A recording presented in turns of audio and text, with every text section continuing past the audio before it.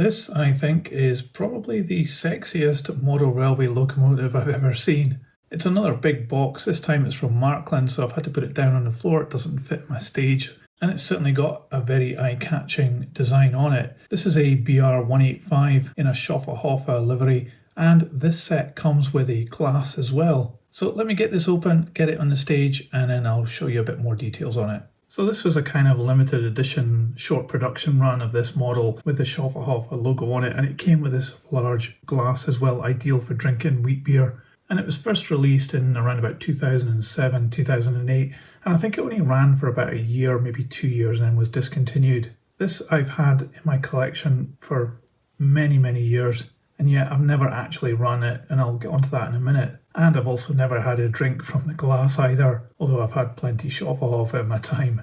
Let me put the glass to one side and we'll have a look at the locomotive in more detail. So this one I did pick up second hand. I can't actually remember how much I paid for it. I don't think it was a huge amount of money, but it is one of Märklin's metal models of the 185, and there's been many different liveries on this one.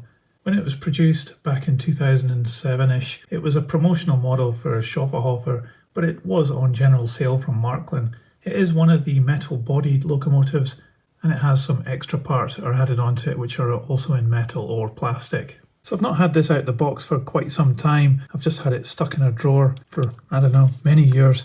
I've noticed it is actually moving at the front here on one side.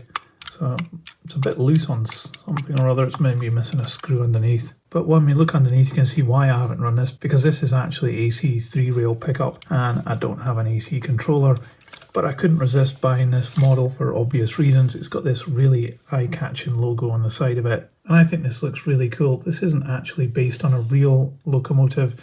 It's a made-up livery for the Schöfferhofer brand, and they've decided to go with this woman's body for some reason. Chopped off, no arms, no legs.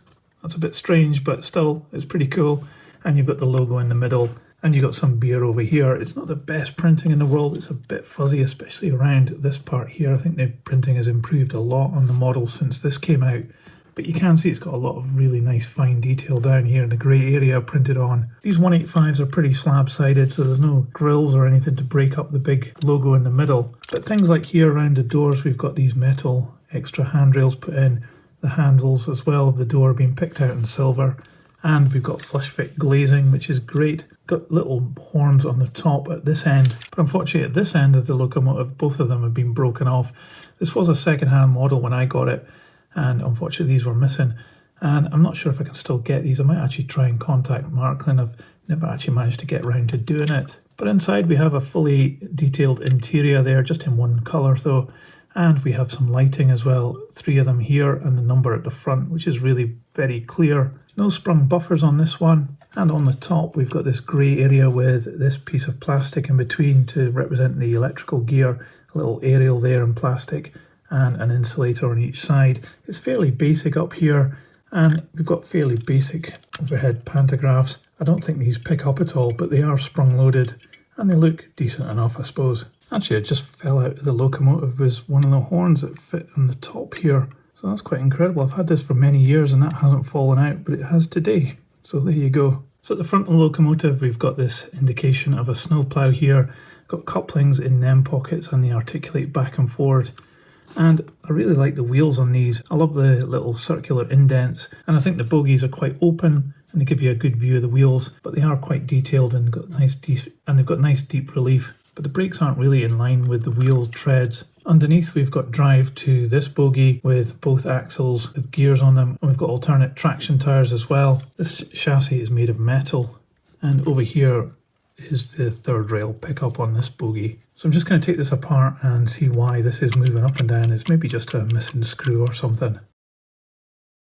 So with the chassis and body apart, you can see that this is made of metal, but it does have a plastic piece added in here which is screwed in.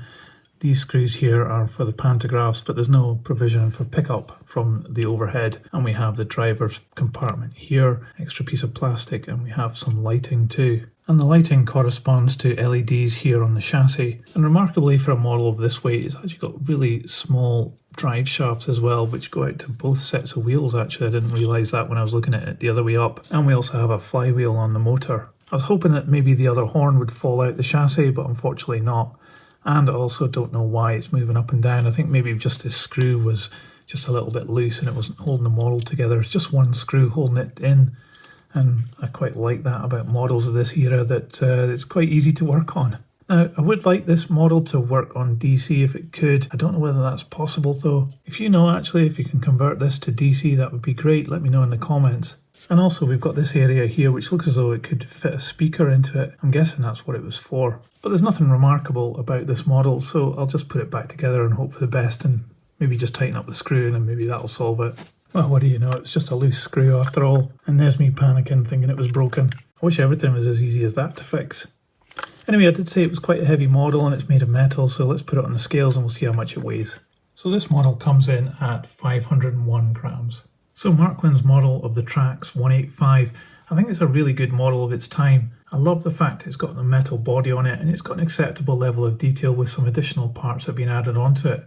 I think this particular one is perhaps lacking a little bit in the detail on the roof. The pantographs are kind of alright. They manually go up and down, but they're not hugely detailed really, and there's a real lack of electrical gear up on the roof. But I think they've captured the look of the 185, and it's, I think, quite a stylish looking locomotive. This particular livery, okay, it's one of the made up liveries, and generally I don't like those kind of liveries. I prefer to have realistic liveries. But this one does have a lot of appeal, and not just because it's got a woman's body on it. It's a nice combination of the orange, black and grey, and I think it works really well on this body shape of locomotive. So I think it's a solid model, and it comes with a glass as well. In the second-hand market, you're probably looking around about £100 for this. And I think if you can pick up one of these models of the 185 from Märklin at that price, that's probably worth having, because they're decent enough models and they've been going for a long time. There's so many different variations you can have of livery on them.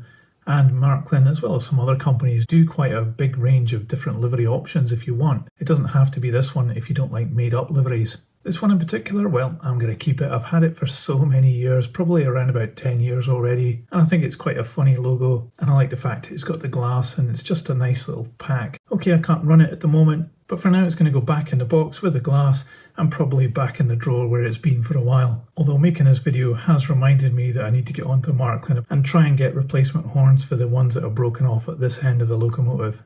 Anyway, I hope you've enjoyed having a look at this locomotive as much as I enjoy having a look at it every time I take it out of the box. If you liked this video, don't forget to give it a thumbs up and you can subscribe for more. But I'll put this on the turntable so you can see all the way around. That's it for this one. Thanks for watching. See you on the next one. So model train, model words, choo-choo, model trains, tiny in tiny worlds, choo-choo, model trains, tiny model worlds, choo-choo, model trains, tiny in tiny worlds, choo-choo.